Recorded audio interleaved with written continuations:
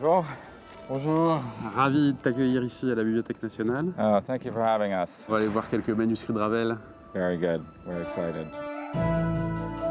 We have two entrances because there is the garden entrance and the court entrance. I didn't notice this. I mean, it really is beautiful, this escalier. It's a geste architectural. And so this is how you get to the manuscript reading room. Yes. Yeah. So the reading room is there.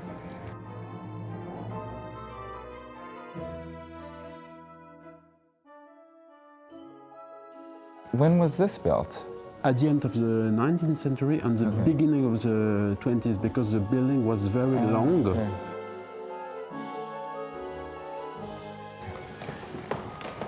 So, Okay. we are beginning with Sémiramis manuscript. And this is the only place it says Sémiramis, right? Yes. It's unbound. Yes, unbound. Yeah, unbound. In the States, Ravel left it. We can see the nomenclature. It's not so huge, but it's a big But it's orchestra. still big. Yes, I mean, yes. look at all of the percussion. You've seen so many Ravel manuscripts. Is there anything that is different about this one that you notice? You have a lot of corrections. Yeah, in you're this right. manuscript. You're right. You have here Oh, yeah. little grattage. Yeah. So to actually take the ink off, it's scraped off. Yes, with a knife or Yeah, with a razor. yes, a razor. And we have other manuscripts more cleaner. Yeah. And these rehearsal letters, because you see, that to me looks like a conducting marking. Yes. Because it's big. Yes, and there for Yeah, the yeah. And we do know entrance. that this piece was read through in a classroom setting once. Now that we've seen this, it would be nice to see another Ravel. Ouais, on Yeah. va voir.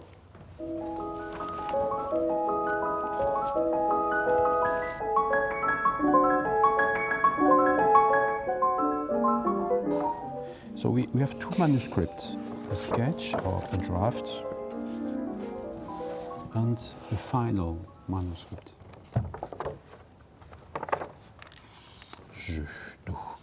So this, to imagine this being performed just 2 days Yes. before the Yes, other. that's it. It's completely different worlds. Completely.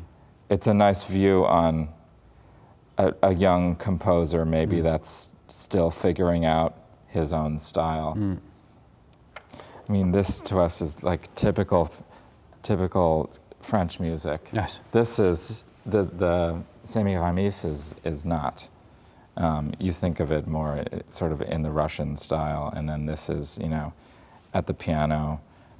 But Sémiramis belongs to the monde d'hier, and this one is a piece of the modernity. So Right. you have two men Right. of compose. What is exactly. strange is the same guy Yeah, right. did that Right. at the same time. Right.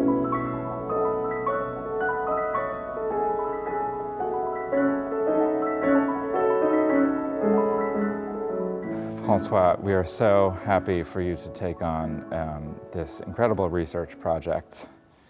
Tell us how you came to find out about the Sémiramis. This is a magnificent and bizarre story, and when I talk with Arby Orenstein, Arby, what we're going to do in 2025 about the celebration, the anniversary of Ravel. 50 years ago, Arby, 1975, you published some unknown scores of Ravel. Arby says that, on my book, I made a selection about some rare scores, some unreleased scores, but we need to dig, we need to search for this. So we checked with Arby, and I said, but Arby, tell me, what is this Sémiramis cantata? And Arby says that, it's full of mystery, and because, in fact, we've got only one clue. It's just some handwriting lines coming from the diary of Ricardo Viñes. So as you know, Viñes was the best friend of Ravel. Viñes was this magnificent pianist. And Viñes, on his diary, you see, he was very precise with like a photographic memory. And he wrote, April 7, 1902, This morning I went to the Paris Conservatoire to attend a performance or a rehearsal on Ravel Sémiramis.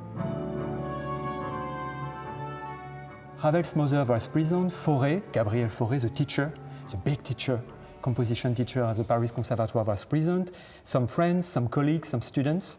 So I said that we've got this testimony from Ricardo Viñes, but we've got nothing from Ravel, nothing on a letter. So RB said, frankly, I don't know. So in fact, I began to search here at the French National Library. You know, they've got all the collection of the newspaper from this time. A lot of newspaper for artistic events in Paris at this time. And in fact, it was very frustrating. Guess what? Nuts. Absolutely nothing. You found no trace of it in any nothing. paper. And what was very, very bizarre, it just, as you know, that 2 days before the student premiere of Sémiramis in April 7, 1902, it was the premiere of the very famous Jeu d'eau. This piece for solo piano, like avant-garde piece from Ravel. And we find some reports about the premiere of Jeu d'eau. So how strange that you can find something about Jeu d'eau, but you've got nothing about an orchestral piece.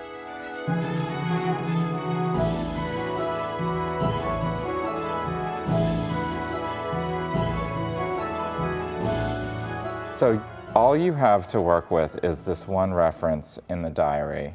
Viñes is very precise, as I said, because he said on Monday morning. And tell me, who is going to organize a concert with audience on Monday morning during the week at the Paris Conservatoire? Right. It wasn't a public concert because, as you know, Ravel was sacked from the Paris Conservatoire because he was too avant-garde. Already at this time? Yes, absolutely. Okay. So it's not a real exam piece. I will say that it's more like a training piece. You know, like when you are a student, you take a subject because it was a subject of the exams during the past year, and so you try to put this subject on your shoes. So, in fact, all of this is just like the jigsaw. We began to collect some few pieces to get an explanation about this. Of course, it was a training piece. It was never performed publicly for an audience. It was a private session from the Paris Orchestra, the student orchestra. So this is a reason that, in fact, what you are going to give in New York with New York Philharmonic and Maestro Gustavo Dudamel, it will be the real first public performance of this piece. When we talk with Maestro Dudamel, New York Philharmonic, with you, about this, about your celebration of Ravel, with RB, we say that it could be definitely great that somebody is going to take care 123 years after, in fact, for the first time to propose this piece for the audience. It's a sort of new birth. Yes.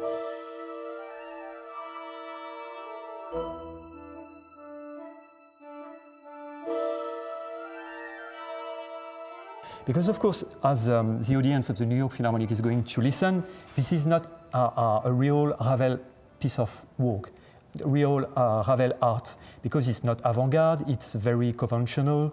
At this time, he was fond of what? Russian music, Russian composers. And what is very funny, if we open the score, it's just like, if we get a look, as you said, this is not Ravel's music. You see, this section, it could come from a Puccini opera or a Masse opera, something.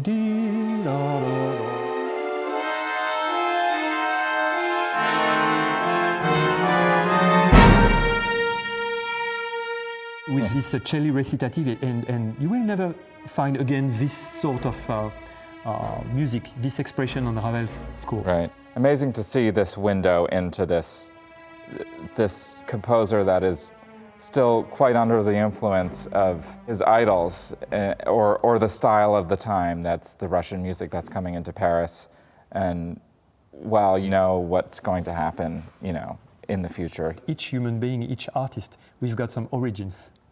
We are not so new.